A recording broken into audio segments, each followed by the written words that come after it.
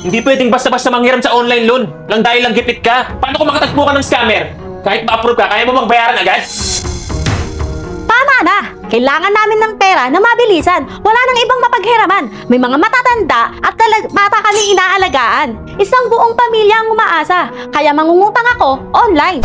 Ang Mocha Mocha ay ibang-iba sa ibang online loans. Isa tong legit at lisensyadong platform na supervised ng isang professional na institusyon. Ang personal na impormasyon ay encrypted at garantisado ang kaligtasan.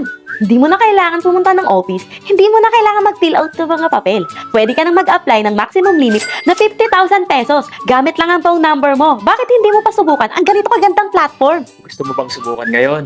Nag-apply na ako at na-approve ako ng 45,000 pesos na limit. Sakto na para sa cash flow namin. Pero nag-aalala pa rin ako kung hindi ko kayang bayaran agad.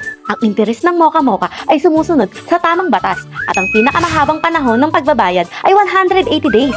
Ayos yan! Mag-a-apply na din ako para sa reserve fund. Pwede!